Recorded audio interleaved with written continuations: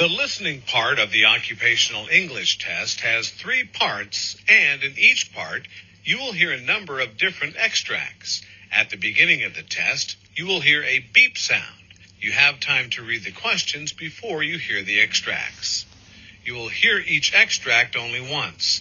You have to complete your answers as you listen.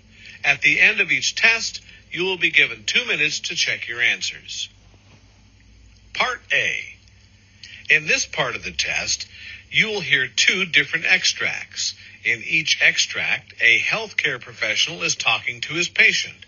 For questions 1 to 24, complete the notes with the information you hear. Now, look at the notes for extract 1.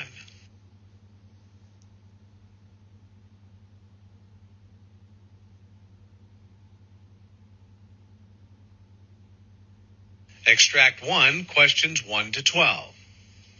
You hear a neurologist talking to a new patient called Mrs. Lizaveta. For questions 1 to 12, complete the following notes with a word or short phrase. You now have 30 seconds to look at the notes.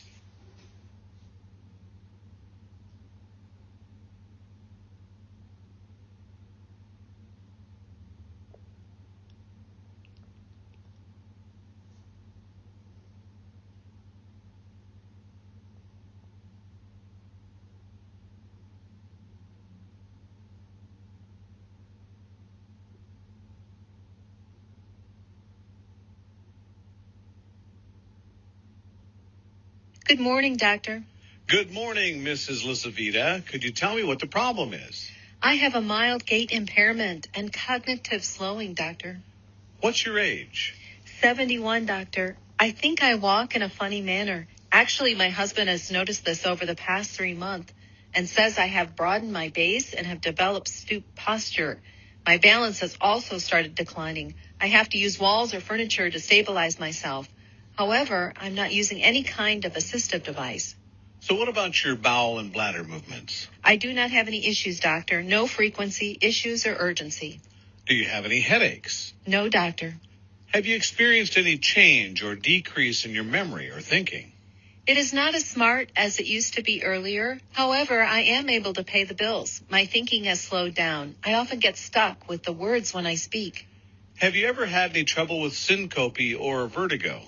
I don't have any trouble with syncope, but I've had some episodes of vertigo. I was diagnosed with hypertension in 2014, but no snoring or apnea. Any other complications? I've had arthritis since 2000 and thyroid abnormalities since 1975. Have you had any surgery? Well, I had a hysterectomy in 1992 and a wrist operation after I fell down in 1972 with a titanium plate and 6 screws. All right, can you give me a brief history of any illness in your family? My mother had colon cancer. Are you allergic to any medicines? Yes, codeine and sulfa. What medications are you taking now? Premarin, 0.625 milligrams, Acifex, 20 milligrams daily, Toprol, 50 milligrams daily, Norvasc, 5 milligrams daily, multivitamin, Caltrate plus D, B-complex vitamins, calcium and magnesium, and vitamin C daily. Well, after reviewing all of your medical reports, I doubt that you've developed adult hydrocephalus. Your diagnosis reports show blood pressure 154/72, and your heart rate's 87, and the weight 153. And your pain is 0 out of 10. Your spine is straight and non-tender, and you have very mild kyphosis, but no scoliosis. And your gait assessment shows that you have some unsteadiness and a widened base. I've reviewed all your x-ray reports since 2009, and it shows a mild ventriculomegaly with trace expansion into the temporal horns. The Sylvian aqueduct appears to be patent. Your corpus callosum appears to be bowed and effaced. You have developed a couple of small T2 signal abnormalities, but no prominent changes in the paraventricular signal.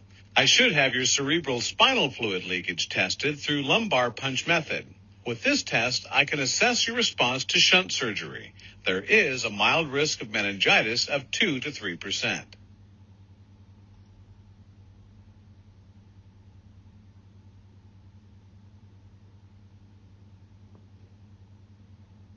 Extract 2. Questions 13 to 24. You hear a physician talking to a patient. For questions 13 to 24, complete the following notes with a word or short phrase. You now have 30 seconds to look at the notes.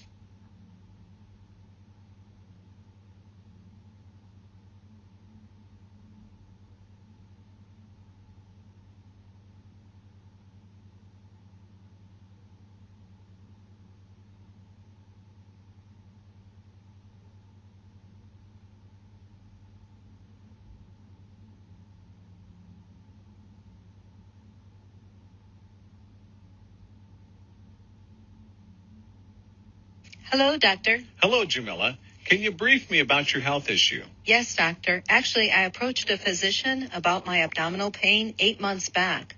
On my chest x-ray, I had a possible infiltrate, and he thought that I might have pneumonia, and I was treated with some antibiotics and prednisone. However, the symptoms improved for a short period only, and it didn't cure my disease completely. Besides, my pain had worsened by the end of the month, and I was admitted to an emergency ward. This time my chest x-ray was compatible with pleurisy, and I was treated with Percocet.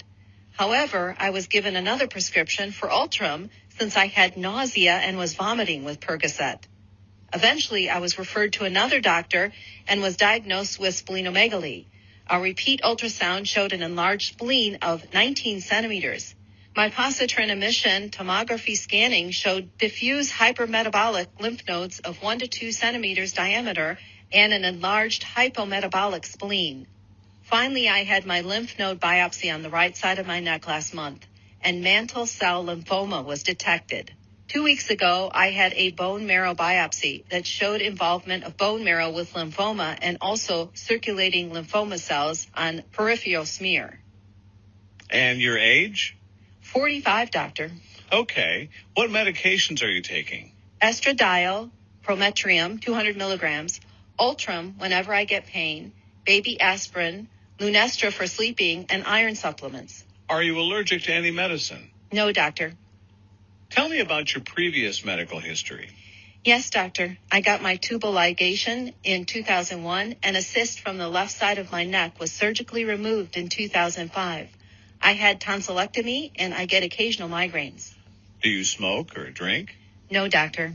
May I know your job profile? Well, I'm working as a project manager.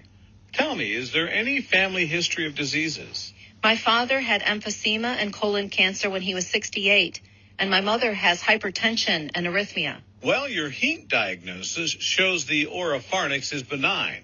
There is shoddy adenopathy in your neck, though, and your abdomen is soft and non-tender and shows the palpable spleen approximately 10 centimeters below the right costal margin. Your mantle cell lymphoma is confirmed, and I would advise that you should go for chemotherapy with hyperfractionated cyclophosphamide, dexamethasone, doxorubicin, and vincristine. Discontinue aspirin for now and continue estradiol and Prometrium. Take Ativan as and when you feel anxiety. You'll be given allopurinol from today and hydration further so that you can avoid tumor lysis syndrome. I will plan to add Rituzan a little later on in your course since you have circulating lymphoma cells, and I'm planning to get you evaluated for bone marrow transplant in first remission.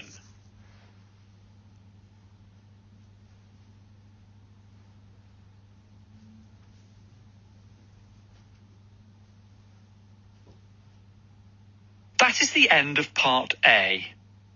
Now look at Part B.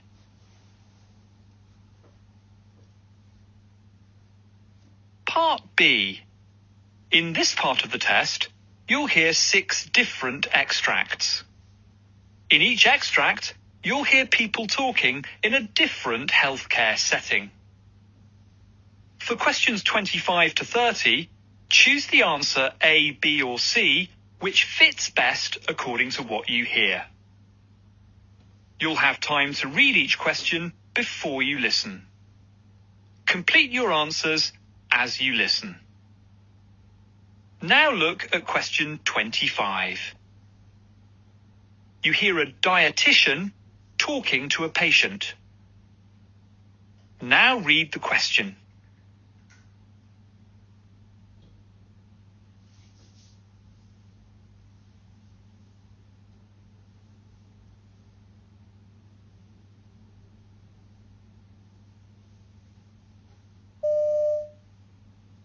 So what seems to be the problem? I feel such a failure. I'm sure people think that if I just tried harder, I could lose weight. Maybe I need more willpower. Well, firstly, well done for seeking medical help.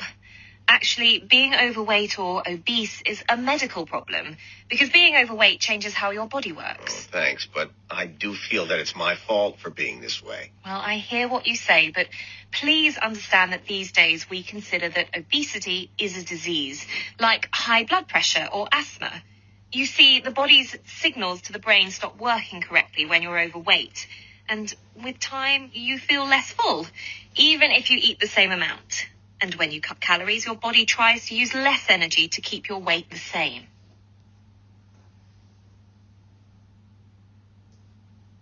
Question 26.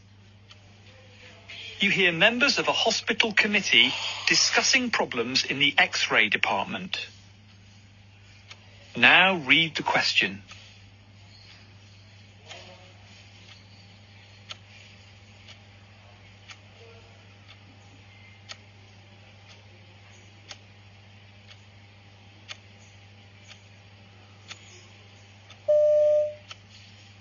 So next on the agenda is the problems in the X-ray department. Nick, would you like to fill us in here? Well, as you all know, this is a very busy department. So we have 4 X-ray machines in all, including one in the fracture and orthopedic clinic area. But recently, one of the other X-ray machines developed a fault, and so we had to apply for authorization for the purchase of a new tube for it. There's been some kind of holdup with the paperwork, and while we've been waiting, patients are being brought into the fracture and orthopedic area for X-rays there instead. And of course, that's causing further congestion.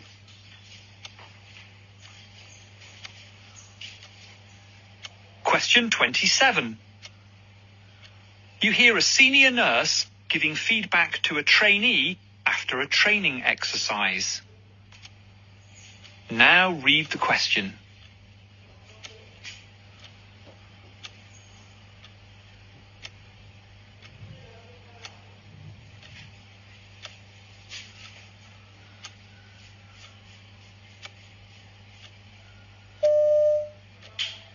Okay, that went quite well, didn't it?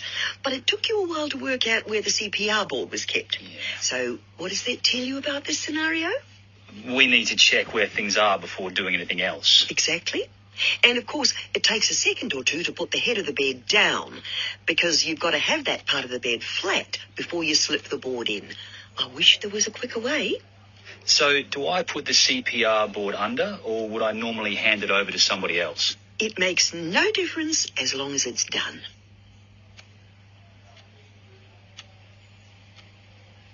Question 28. You hear a trainee nurse asking his senior colleague about the use of anti-embolism socks for a patient. Now read the question.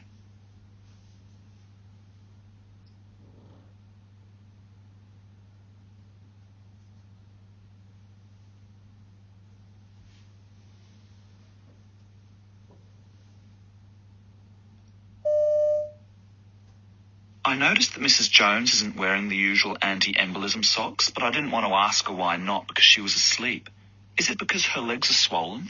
Well, sometimes we don't recommend the socks if there's severe swelling with edema, but that's not the case here.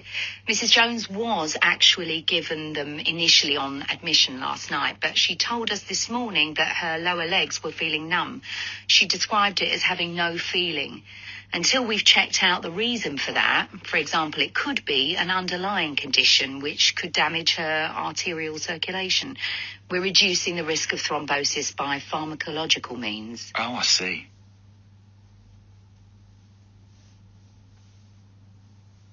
Question 29. You hear a vet talking about her involvement in the management of the practice where she works. Now read the question.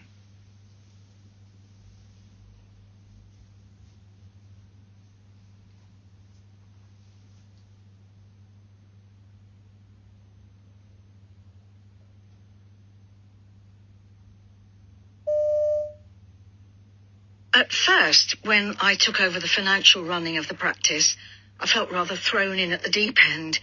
I really needed to know my stuff and be super organised, especially with the number of new drugs and treatments available now, all of which have to be very carefully costed.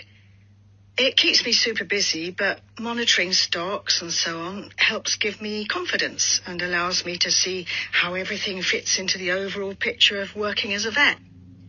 My manager's more than happy to leave me to run this side of things. He's in overall charge, of course, but I can always go to him if there's a problem. I keep him closely informed of what's happening. He's always pleased if I manage to make savings anywhere.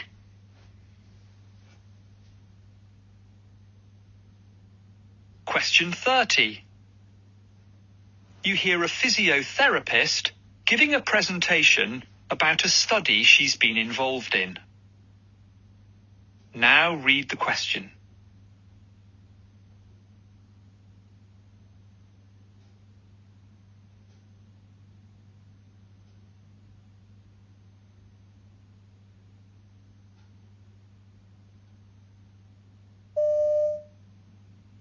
I'm a physiotherapist, and I'm presenting our poster about constraint-induced movement therapy for children suffering from partial paralysis following brain surgery. We did a case series of 4 children who'd all undergone hemispherectomies. They were admitted to inpatient therapy within 2 weeks post-op and began therapy 2 to 3 weeks post-op. The therapy continued after they were discharged. Our findings were that 3 of the kids regained excellent function and mobility with ambulation and upper extremity function. 1 didn't do so well, unfortunately, but he gave up the therapy early on. This type of movement therapy has been used a lot in adult populations following stroke. The findings here promote moving forward with further research on the pediatric or adolescent population following either hemispherectomy or other surgeries to help us decide how appropriate this therapy would be for them.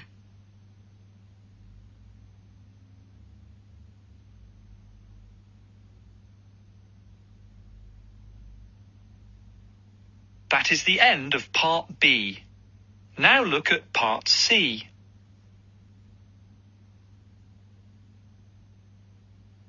Part C. In this part of the test, you'll hear 2 different extracts. In each extract, you'll hear health professionals talking about aspects of their work. For questions 31 to 42, choose the answer A, B, or C, which fits best according to what you hear. Complete your answers as you listen. Now look at Extract 1. Extract 1, questions 31 to 36. You now have 90 seconds to read questions 31 to 36.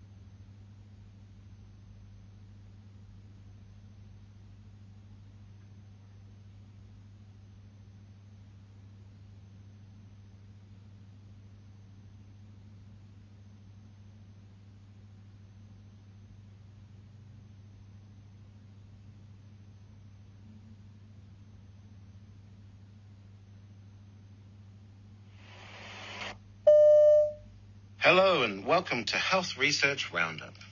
For decades, people have been asked to fast before they have blood tests to check cholesterol levels. However, a new research report from an international group of experts suggests that this is not necessary.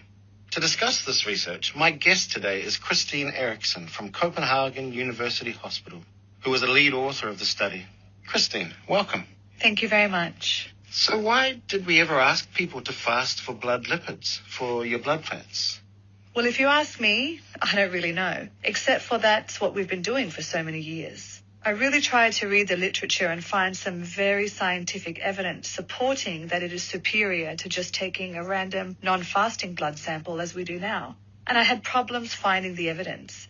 There's a lot of arguments people put forward for why you should use fasting versus non-fasting, but really solid evidence that is better, I can't find it. So was this a tradition rather than science? I think so, yes. I mean, you can ask me why did it start? I think that some of the early studies, the original publications way back, said that they used fasting samples and therefore everybody thought you had to do that without really thinking why. But those early researchers may have had good reason to do it that way, but there's nothing I've seen that said it had to be done that way. And there's all this evidence now from Canada and the US, 2 excellent studies, one in children and one in adults. And then we have a lot of studies from Copenhagen, and they all show that when you just look at people that eat and drink whatever they usually do, and you take a lipid panel, cholesterol, triglycerides, a very common fat in the blood, then they don't really change very much in response to when you have been eating. So there is a difference? Yeah, the difference is in millimoles per litre. So it goes up by about 0.3 millimoles per litre. However, in clinical practice, when you look at triglycerides, you're interested in whether it increases 1 or 2 millimoles, not 0.3 millimoles. So that's what's clinically relevant. And even with a bad form of cholesterol, that's not going to make the difference between whether or not they put you on medication? Yeah, that's right. We provide data in this report where we did direct measurement and after fasting and in about 6,000 people. And the correlation between the two methods was, I can't see the difference. It looks exactly the same. So you moved over in Denmark to this official recommendation about 7 years ago. So what's happened since then? Have there been any issues because of undiagnosed cholesterol levels? No, everybody was happy right away. Even the laboratories that didn't change right away, they were pushed by patients because there were reports in the media telling them that at Copenhagen University Hospital, we're doing non-fasting, so everyone wanted to do it. And I can say today, patients, clinicians, laboratories, everyone's happy. Everyone likes it because it's so much simpler. And patients like it because they can go when it suits them to the pathologist, so they're more likely to turn up for their blood tests?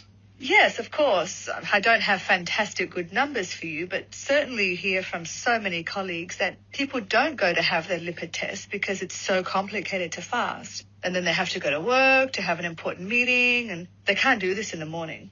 But now, doing a random non-fasting, you can come whenever it suits you.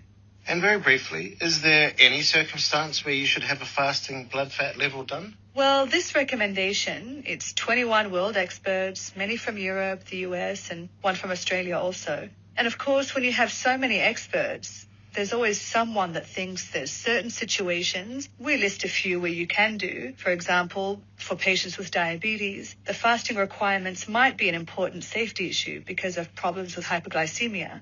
But if you ask me, way down in my heart, is it necessary? I don't really think so.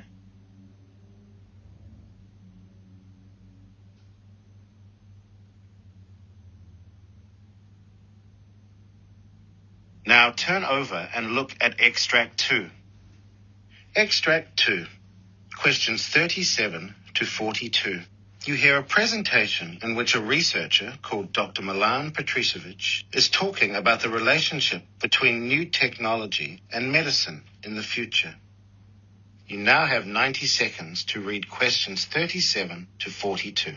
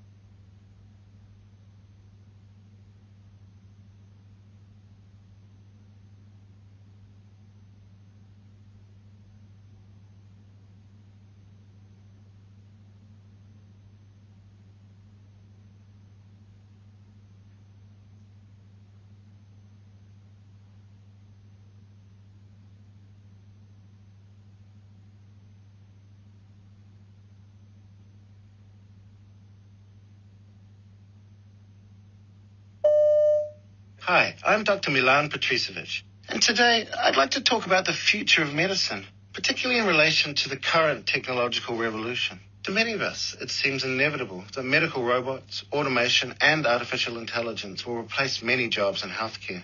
Surgical robots are becoming increasingly more precise, and right now, man-sized robots can lift and move patients and transport them throughout a hospital. Silicon Valley investor Vinod Khosla once said technology would replace 80% of doctors because machines will be more accurate, objective, and cheaper than the average doctor. He added that eventually we won't need doctors at all. However, I disagree. Instead, I think technology in some specialties will finally allow doctors to focus on what makes them good physicians, treating patients and innovating, while automation does the repetitive part of the work. So let's look at some examples of how different areas of medicine will benefit from current technological advances. Take general practitioners as an example. Many doctors choose this specialty today because they have a chance to make a long-term impact on someone's life. And it's true that GPs enjoy tremendous trust from their patients. But seeing someone only when they are sick makes it hard to prevent disease and ensure someone's long-term well-being. It's even harder to do this when waiting rooms are overflowing and you only have 15 minutes to diagnose the illness, design a therapy, and offer health advice. In the future, wearable sensors and devices that stream data to a doctor's smartphone will notify them whenever vital signs are acting up and provide them with all the data they need wherever they are.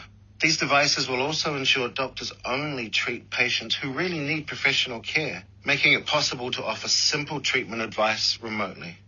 In turn, this will increase the time GPs have to treat and advise each patient, building trust and ensuring patients act on a doctor's advice. What's more, smart algorithms will allow GPs to tap expert advice on their patients' conditions and act as a gatekeeper, connecting patients to other specialties. And these are just a few examples.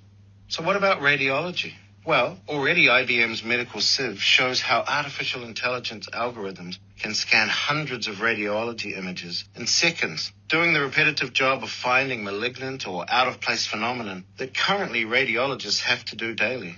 This technology won't replace this important specialty. Instead, radiologists will have time to supervise how the algorithm is doing, or to research and innovate, making the technology behind these devices even better. Their time will be much more productive rather than spent checking hundreds of x-rays a day. Ophthalmology will bring science fiction technologies to patients in the near future. Retinal implants might give vision back to those who have lost it, or even give human supervision, augmenting what we can already do.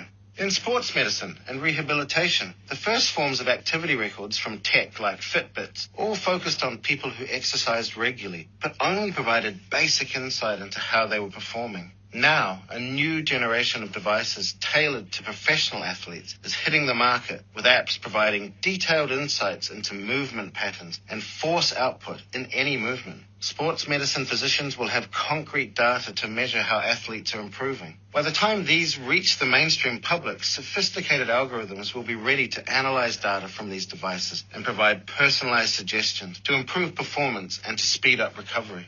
Similarly, video consoles from Xbox to Microsoft Kinect will offer a way of monitoring how a patient is doing from a distance by seeing their progress liquidly on a screen. In oncology, this specialty will pave the way for personalized medicine. Even now, oncologists customize therapies to a patient's genetic background and their tumor's molecular makeup. Cheaper genome sequencing and measuring blood biomarkers are speeding up this process, with companies like Grail working on fluid biopsies which could filter tumor cells from blood samples. Tumors could soon be diagnosed earlier and analyzed without costly surgery. What's more, artificial intelligence could soon be used to help oncologists understand and even cure cancer. Already, IBM Watson obtains all the relevant information from millions of studies about a patient's case and makes suggestions for treatment plans most likely to work. In the meantime, patients are better informed about the disease thanks to social media communities of fellow patients. These signs all point to a bright future for oncology in partnership with new tech innovations. So what does this all point to? Well, my conclusion would be that, all in all, many jobs will be taken over by robots and automation in the coming years, but at the same time, amazing opportunities will also emerge, especially in medicine. These will require physicians to acquire new skills and improve their existing ones. In my opinion, the majority of specialties will have more time for patients and better insight into disease.